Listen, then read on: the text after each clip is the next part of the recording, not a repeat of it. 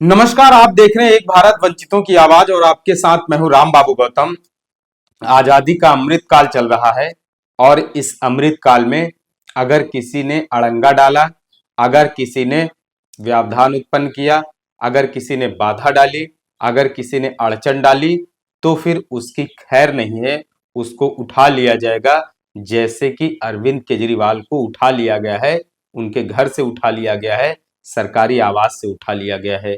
आजादी के अमृत काल में अगर आप विश्व गुरु के साथ साथ नहीं चलेंगे, अगर आप विश्व गुरु की आलोचना करेंगे, अगर आप विश्व की सबसे बड़ी लोकतांत्रिक पार्टी के खिलाफ आप आवाज उठाएंगे, अगर आप विश्व गुरु के खिलाफ लगातार हमला बोलेंगे, अगर आप विश्व की सबसे बड़ी पार्टी के खिलाफ प्रचार करेंगे, अगर आप विश्व के सबसे बड़े नेता की निंदा करेंगे, तो फिर आपकी खैर नहीं है। आपको घर से उठा लिया जाएगा, आपको जेल डाल दिया जाएगा। अगर आप विश्व गुरु के सबसे बड़े जो मिशन है वो 2024 में हैट्रिक लगाने में अगर आप हमले लगातार बोलेंगे, अगर आप विश्व गुरु का सपना साकार करने में संग्राम छेड़ेंगे, अगर आप विश्व गुरु के लिए रास्ते में बाधा बनेंगे, अगर आप विश्व गुरु का सपना पूरा होने में रास्ते में कोई व्यवधान उत्पन्न करेंगे, अगर आप विश्व गुरु को तीसरी बार सत्ता में काबिज होने के लिए अगर आप कोई समस्या खड़ी करेंगे, तो आपको घर से उठा लिया जाएगा, ईडी सीबीआई जेल में डाल देगी।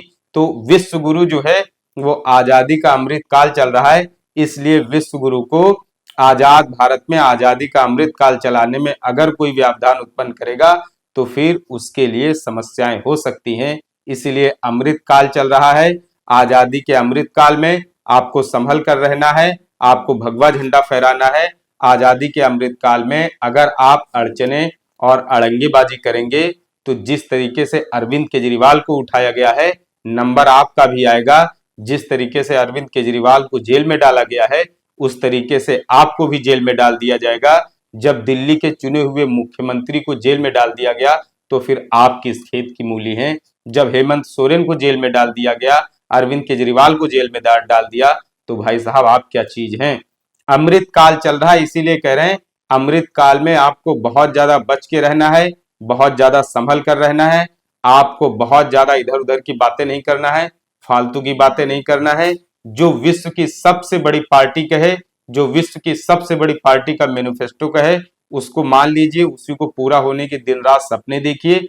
विश्व गुरु को दुनिया का सबसे ताकतवर नेता बनाने में आप भी अपनी पूरी ताकत लगा दीजिए। हम पत्रकार भी अपनी पूरी ताकत लगाए दे रहे हैं, पूरा जोर लगा रहे हैं कि विश्व गुरु को दुनिया का सबसे ताकतवर नेता कैसे बनाया जाए। हम सब लोगों का ये कर्तव्य है, ये दायित्व है, ये फर्ज है, ये ड्यूटी है कि हम अपने विश्व गुरु को और ज्यादा कैसे ताकतवर बनाएं, और ज्यादा कैसे मजबूत नेता बनाएं, जिससे कि वो भारत के बाहर भी विश्व के पटल पर एक बड़े मंच पर उनकी और बड़ी ज्यादा छवि बन सके, विश्व में उनकी स्वीकार्यता जो है वो और ज्यादा बढ़ जाए। फिलहाल ईडी ने विश्व गुरु के रास्ते में अड़चने पैदा करने वाले अरविंद केजरीवाल को ईडी ने उठा करके जेल में डाल दिया गया है। बृहस्पतिवार 21 मार्च की तारीख इतिहास के पन्नों में दर्ज हो गई, जब एक मुख्यमंत्री के घर में, जनता के द्वारा चुने हुए मुख्यमंत्री के घर में ईडी 2 घंटे तक छापेमारी करती है, 2 घंटे तक तलाशी अभियान चलाती है। ऐसा लगता है कि वो दिल्ली का मुख्यमंत्री ना हो करके कोई बहुत बड़ा तस्कर हो। ऐसा लग रहा है कि वो दिल्ली का मुख्यमंत्री ना होकर के कोई बहुत बड़ा जो है तस्करी रैकेट चला रहा हो। 2 घंटे तक दिल्ली के मुख्यमंत्री के घर पर ईडी डेरा जमाए रही। बाहर दिल्ली के मुख्यमंत्री के आवास के बाहर पूरी छावनी में बना दिया गया और घर के सभी लोगों के फोन जब्त कर लिए गए और उसके बाद ईडी उनको अपने साथ लेकर के जेल में डाल देती है। ईडी की हिरासत में हम वो बंद हैं। फिलहाल सवाल ये है कि 2 घंटे तक ईडी ने जब उनके घर में छापेमारी की, उनके घर में तलाशी अभियान चलाया, तो आखिर ईडी को मिला क्या है, ये जनता के सामने क्यों नहीं आ पाया। ईडी को 2 घंटे के सर्च अभियान में क्या मिला है, कौन से दस्तावेज मिले हैं, कितने करोड़ रुपए कैश मिला है, ये सब चीजें जनता के सामने क्यों नहीं आ पाती। क्योंकि सवाल इसलिए उठ रहे हैं क्योंकि कई बार ईडी की जो छापेमारी है वो गलत भी साबित हुई है, उनकी सूचनाएं गलत साबित हुई हैं। उनको ईडी को कई बार मुंह की खानी पड़ी है इसीलिए ये सब सवाल उठ रहे हैं कि इस समय में जब लोकसभा का चुनाव चल रहा हो और विपक्ष अपनी चाक चौबंद तैयारी में जुटा हो, विपक्ष पहले ही आर्थिक रूप से कमजोर है, ऐसे समय में अगर चुनाव के समय विपक्षी पार्टियों के बड़े नेताओं को गिरफ्तार करके जेल में डाल दिया जाएगा, तो फिर किस बात का लोकतंत्र है, किस बात का विपक्ष है, किस बात की स्वतंत्र आवाज है, किस बात की अभिव्यक्ति की स्वतंत्रता है। अगर जांच के नाम पर ही विपक्ष के बड़े नेताओं को जेल में डाल दिया जाएगा, तो फिर किस बात का लोकतंत्र और किस बात का लोकतंत्र का उत्सव है। इस उत्सव में जब कुछ लोगों को जेल में डाल दिया जाएगा, कुछ लोगों के खाते बंद कर दिए जाएंगे, तो फिर वो चुनाव कैसे लड़ पाएंगे। तो क्या लोकतंत्र भारत में सिर्फ एक अब औपचारिकता, सिर्फ कानूनी किताब का एक शब्द मात्र रह जाएगा? क्या सबके जुबानों को बंद कर दिया जाएगा, जुबानों पर ताले लगा दिए जाएंगे? क्या पार्टियों को, जितनी भी विपक्षी पार्टियों के नेता हैं, उनको सीबीआई और ईडी से डराया और धमकाया जाएगा? क्या जांच एजेंसियां उनके पीछे छोड़ करके उनका जो जज्बा हौसला है वो तोड़ने की कोशिश की जाएगी? बहुत सारे ऐसे सवाल उठ रहे हैं। जांच के नाम पर जिस तरीके से विपक्ष के नेताओं को टारगेट और निशाना बनाया जा रहा है, उसने बहुत सारे सवालों को जन्म दे दिया है। इस आजादी के अमृत काल में अगर आप ये कहेंगे कि विश्व गुरु सच्चा है, तो फिर आप जो है वो छोड़ दिए जाएंगे। अगर इस आजादी के अमृत काल में आप विश्व गुरु के साथ साथ उनके साथ कदम ताल करने को तैयार हो जाएंगे, तो फिर ईडी सीबीआई दोबारा आपके यहाँ छापा नहीं मारेगी। लेकिन अगर आप विश्व गुरु के सपना साकार करने में समस्या खड़ा करेंगे, तो फिर सीबीआई आपको छोड़ेगी भी नहीं। तो ये सब चीजें चल रही हैं। अरविंद केजरीवाल के ऊपर आरोप है कि दिल्ली में एक आबकारी नीति बनी और उसमें आरोप है कि शराब ठेकों के लाइसेंस में जो है वो अनियमितता बरती गई, उसमें घोटाले घपले हुए और prevention of money laundering act में सीबीआई ईडी ने संजय सिंह को और अब अरविंद केजरीवाल को भी गिरफ्तार किया है।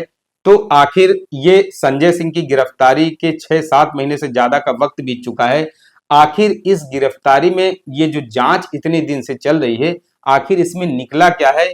ईडी ने अभी तक ये खुलासा नहीं किया है कितने करोड़ रुपए उनको कैश मिला है, कितने करोड़ के ट्रांजैक्शन के सबूत मिले हैं, कितने करोड़ रुपए इसमें घपले बाजी हुई है, लाइसेंस देने में किन किन लोगों को फायदा हुआ है, किन ठेकेदारों ने कहां कहां पर पैसा किस मंत्रियों को दिया है। अभी कोई भी इस तरीके की जनता के सामने चीजें नहीं आई हैं।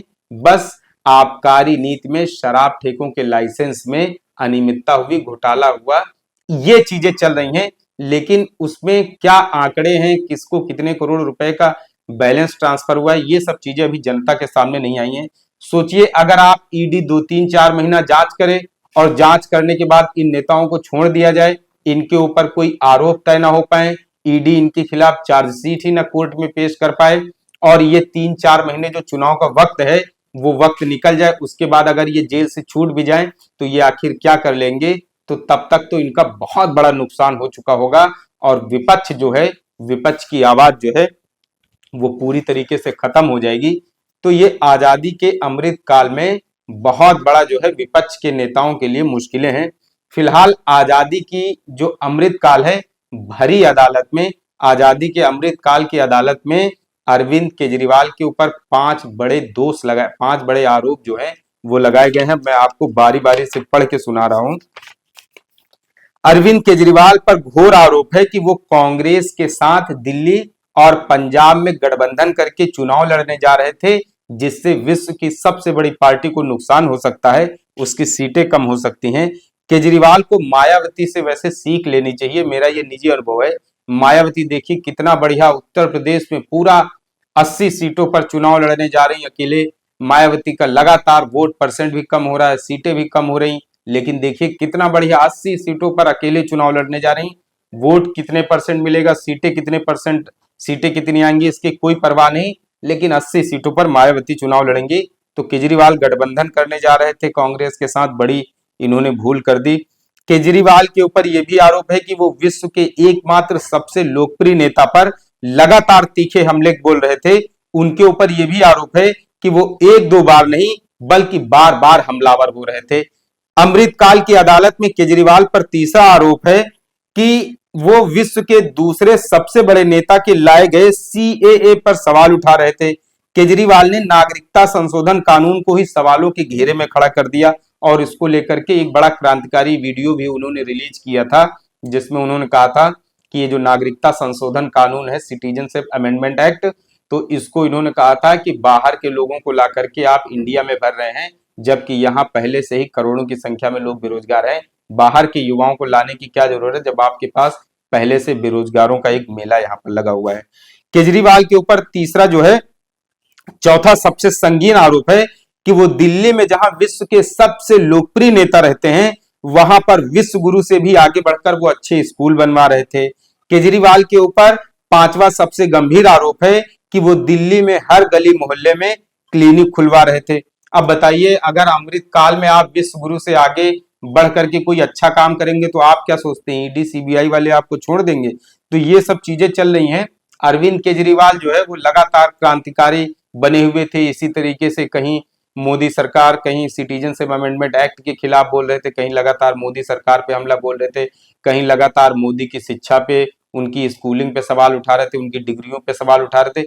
इसीलिए कहते हैं कि अगर आपके अंदर इस अमृत काल में कोई क्रांतिकारी विचार आ रहा है तो आप एक गिलास बढ़िया ठंडा पानी पीजिए, उन विचारों को थोड़ी देर के लिए शांत कर लीजिए। लेकिन अगर मान लीजिए ठंडा पानी पीने के बाद भी आपके क्रांतिकारी विचार शांत नहीं हो रहे हैं, तो फिर उसके बाद मैं आपको एक और सुझाव देता हूं कि आप जो है भगवान बुद्ध के, तथागत बुद्ध के जो मीडियम, जो उन्होंने मध्यम मार्ग बताया है, मीडियम वे जिसको बोलते हैं, मध्यम मार्ग का अनुसरण कीजिए। यकीन मानिए आप जो है तालमेल बैठाना सीख जाएंगे। मैं भी मध्यम मार्ग का अनुसरण करता हूं। भगवान बुद्ध का मध्यम मार्ग ये है कि जो वीणा है उसके तारों को ना तो बहुत ज्यादा ढीला रखिए और ना ही बहुत ज्यादा कर्कश होने दीजिए। अगर आप वीणा के तारों को बहुत ज्यादा ढीला कर देंगे तो उससे संगीत ही नहीं उत्पन्न होगा। अगर आप वीणा के तारों को बहुत ज्यादा कस देंगे तो उससे संगीत तो उत्पन्न होगा लेकिन वो बहुत कर्कश होगा। लेकिन अगर आप वीणा के तारों को ना तो ढीला रखेंगे और ना ही कर्कश रखेंगे, उसको बीच में सेट करके रखेंगे, तो उससे संगीत जो है वो बहुत मधुर पैदा होगा। तो आपको भगवान बुद्ध के इसी मध्यम मार्ग का अनुसरण करना है। आपको वीणा के तारों को ना तो बहुत ज्यादा ढीला होने देना है और ना ही तो वीणा के तारों को बहुत ज्यादा कसना है। आपको वीणा के तारों को बीच में रखना है, मध्य में रखना है, जिससे कि संगीत बहुत मधुर पैदा हो। यही तथागत बुद्ध का मध्यम मार्ग है। वरना अगर आप क्रांतिकारी बनेंगे तो फिर आपकी भी खैर नहीं। आपके सामने हेमंत सोरेन, संजय सिंह, सत्येंद्र जैन, मनीष सिसोदिया और अरविंद केजरीवाल, इसके अलावा चिदम्बरम जैसे बहुत सारे नेता हैं, वो सब आपके सामने उदाहरण हैं। तो ये स्टोरी जो मैंने की है वो इसी वजह से की है कि अमृत काल चल रहा है, इसमें आप बच कर रहें, संभल कर रहें, बहुत ज्यादा सावधान रहें, सतर्क रहें। हो कुछ भी सकता है, आप कहीं भी जा सकते हैं, आपको उठा लिया जाएगा, जेल में भी डाल दिया जा सकता है। इसलिए अमृत काल में बहुत ज्यादा आपको सावधान और सतर्क रहने की जरूरत है। इन सब के अलावा मैं लगातार जो है वो इंडिया गठबंधन पर स्टोरी बना रहा हूं। इंडिया गठबंधन में मायावती को लेकर के क्या स्टैंड होता है, मायावती कब फैसला लेती हैं, क्या चीजें होती हैं, मैं लगातार इंडिया गठबंधन की स्टोरी को फॉलो अप कर रहा हूं। मुझसे कई सारे दर्शकों ने फोन किया कि आप कुछ और भी स्टोरी बनाएं, तो मैंने दर्शकों की भारी डिमांड पर आज मैं एक अरविंद केजरीवाल की स्टोरी लेकर के आया हूं। क्योंकि ये जो घटना है ये देश के लिए, समाज के लिए और इस चुनाव के माहौल में जो कुछ हो रहा है उन सब के लिए बहुत ज्यादा जरूरी है। जनता सब कुछ देख रही है। कुछ लोग क्या होता है बोल देते हैं, हम जैसे पत्रकार जो है वो बोल देते हैं। कुछ लोग क्या है वो सुनते रहते हैं, कुछ लोग समय का इंतजार करते रहते हैं, कुछ लोग अंदर अंदर फैसला किया करते हैं। जनता सब कुछ देखती है, उसमें से कुछ लोग बोल देते हैं, कुछ लोग सोचते रहते हैं, कुछ लोग कहते रहते हैं अरे ठीक है फिर समय आएगा तब बताया जाएगा। तो जनता इसीलिए बोलते हैं जनता सब कुछ देखती रहती है। जनता जनार्दन जो है वो समय पर फैसला लेती है। तो जनता की अदालत में 4 जून को देखिए क्या फैसला आता है। अमृतकाल की अदालत में अरविंद केजरीवाल भले ही दोषी करार दिए गए हों, लेकिन अभी जनता की अदालत का जनादेश आना बाकी है 4 जून को, 4 जून 2024 को, जब जनता की अदालत जो जनादेश सुनाएगी उसका सबको बेसब्री से इंतजार है। क्योंकि विपक्ष कह रहा है देश में अघोषित इमरजेंसी चल रही है, अघोषित आपातकाल चल रहा है। एक बार 1975 में और दूसरी बार इस बार अमृतकाल में वो घोषित इमरजेंसी थी और इसको अघोषित इमरजेंसी कहा जा रहा है। तो देखिए 4 जून को जनता की अदालत से क्या फैसला आता है। फिलहाल आप एक भारत के साथ जुड़े रहिए और मैं बहुत बड़ा खुलासा करने वाला हूं इंडिया गठबंधन में मायावती का क्या स्टैंड रहता है। कुछ ही दिनों के अंदर मैं इतना बड़ा खुलासा करने वाला हूं कि आप हैरान हो जाएंगे। तो आप एक भारत के साथ जुड़े रहिए, इसको देखते रहिए और लगातार आप अपने YouTube के नोटिफिकेशन को ऑन रखें, इसलिए जो भी स्टोरी मैं बनाता रहूं आपके साथ पहुंचती रहे। ये एनालिसिस, ये विश्लेषण आपको कैसा लगा है इसके बारे में आप हमें कमेंट करके जरूर बताएं।